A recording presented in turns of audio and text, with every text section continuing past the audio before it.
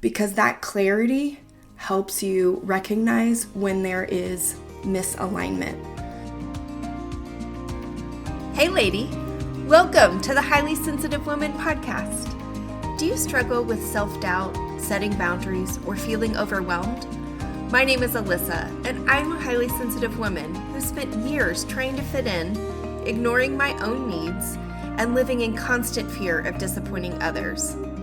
But I finally discovered the power of embracing who I am, and now I don't feel so broken. In this podcast, you'll learn to find your voice, set boundaries, and live with bold confidence and inner peace. Grab a cozy blanket. It's time to connect with someone just like you.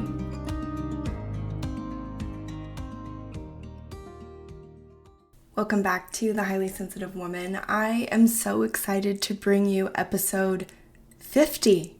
It feels like such a big accomplishment, and I am just so honored that you are here and you are listening, and the feedback that you are giving just really warms my heart. And I wanted to start today's episode with a review from Lisa36509. Lisa writes, I've really enjoyed listening to this podcast. I love the authenticity and honesty of Alyssa. It feels like a conversation with a close friend.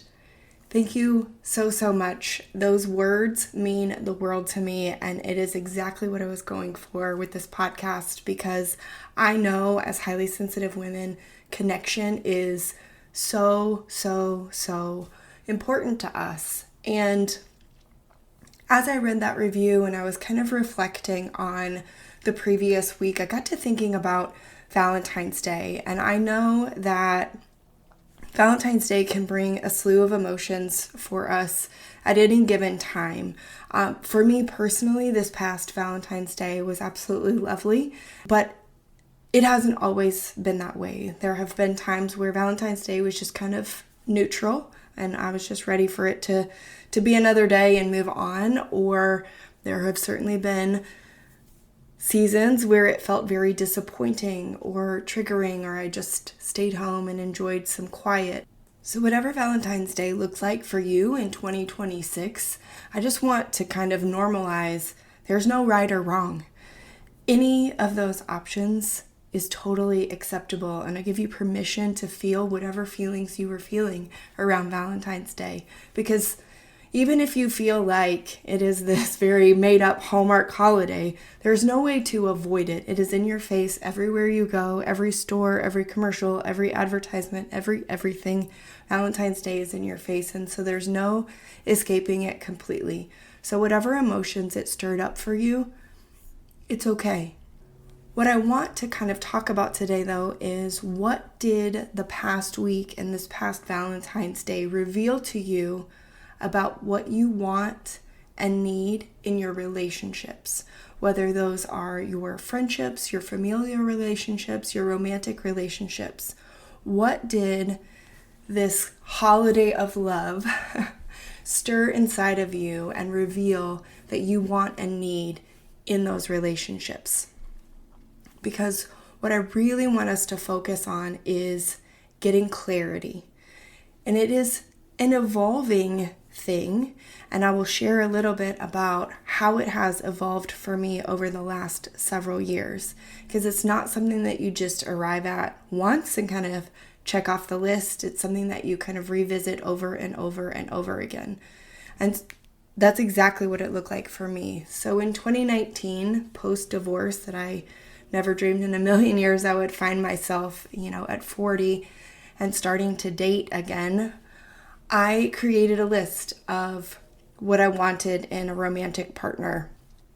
And over the next several years, as I was dating, I would revisit that list periodically, and I would think to myself, yeah, that still works. That list feels very accurate for what I'm looking for, and it felt very intentional and mature, and I felt good about it. And then I was in kind of a season of growth and just reevaluating kind of everything, honestly, in November of 2024. And so I revisited that list again. And this time some things stood out to me that I hadn't noticed previously. One of the things was that the list was mostly adjectives, like I want someone who is funny or kind or supportive. And there's nothing wrong with those things. I do absolutely want those in a partner, and maybe you do too.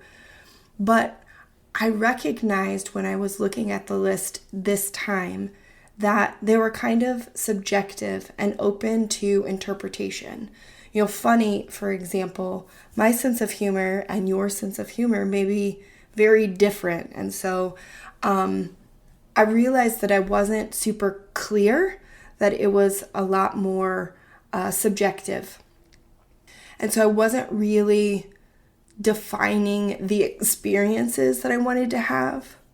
I was instead kind of naming these vague qualities. Another thing that stood out to me was I had this line in my list that said I wanted a partner who was okay with being fragrance-free.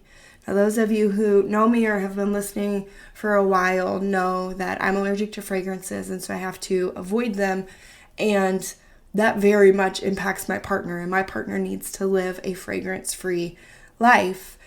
And when I revisited the list in this moment, I had an awareness that I had not had before, in that the way that I had phrased it, I needed someone who was okay with being fragrance-free, presented it as if it was a preference versus a non-negotiable need. I remember looking at the list and feeling like I had written it as if I was saying that I needed someone who was okay with me breathing, right? Like that is a non-negotiable need. So it just kind of highlighted the difference for me as far as the things that were on my list that were preferences that I could compromise and needs that I could not negotiate without betraying myself. So I decided to write a new list that went much deeper and was way more refined. And instead of adjectives and kind of a trait in another person, my new list really outlined how I wanted to feel on a day-to-day basis and the version of myself that I wanted to be, and my desire to have emotional safety and really good communication. And it wasn't really about perfection or control, it was just an awareness, and I was much more intentional than when I started dating. And it was a shift from what is this person like to what is the experience of being with them like. And if I'm honest, there were some emotions that came up for me as I was writing that list that I didn't expect, because I didn't really know how it was going to feel to admit what I actually wanted and needed. And looking back, 2019 me didn't have the emotional capacity to handle that, quite honestly. And so I bring that up to say there's no wrong list. If you are, trying to get very clear about what it is that you want from your relationships, regardless of what the relationships are, there's no wrong list. The point is to just start gaining clarity, because that clarity helps you recognize when there is misalignment. You stop trying to force compatibility. You move away from those vague objectives that let people, technically qualify, and I'm using air quotes with that, versus the specific experiences that you allow to reveal the incompatibility very quickly and calmly. And there's some freedom that then comes with not having to have a really big reason to walk away from that relationship. The phrase, "this just isn't right for me," becomes enough. Clarity also helps you ask for what you want. It allows you to begin communicating your needs much more calmly, instead of kind of hinting or hoping that the other person is going to be able to read your mind. You're less afraid of being, quote, too much. And I know as highly sensitive women, the kind of juxtaposition of being too little and too much at the same time is a really big thing for us. Your boundaries become more neutral and less defensive when you have that clarity, because there's less guessing and less resentment. And the third thing that clarity does is it helps you show up as yourself. There's a whole lot less shape-shifting and trying to fit into a box in hopes that the other person will like you. There's less over-accommodating so that the other person doesn't get upset or offended. You have a lot more authenticity and ease. And that's when you really start to identify what are your preferences versus what are your needs. And then the beautiful thing that happens is your self-assurance grows when you stop treating those necessities and needs like they are luxuries. Now, I don't want to pretend like as soon as you make this list and you get really clear on what your preferences are, what your needs are, how you want to feel, what version of you want to be in your relationships, that everything is going to work out perfectly and you won't experience rejection. You probably still will, and it's still going to sting because that clarity, it doesn't erase or bypass the emotion. But I will say that rejection, when you are clear on what you want and need and your preferences and your desires, that rejection doesn't unravel your self-worth like it used to, and it feels a lot less personal because you know what you need. You understand that incompatibility is not failure, and you recognize that something not being a fit is not the same thing as not being enough. And you are absolutely enough. You have always been enough. But many people avoid defining what they want because they're afraid that they won't get it. And when you start defining what you want, it forces you to ask yourself the question, whether consciously or not, do I believe I can actually have this? And there is a fear that comes with worrying about not getting it. And what we don't always realize is we think that the fear is that we won't get it. But really the fear is about what we will do to ourselves if we don't. And I'm here to tell you that you can have the self-assurance and the quiet knowing that no matter what happens, you will be okay. And that you can trust yourself to get through whatever the outcome is. It is okay to desire the relationships that you actually want. It is okay to ask yourself, how do I want to feel in my relationships, whether they be romantic, friendships, or family? Who am I when I feel most secure and at ease?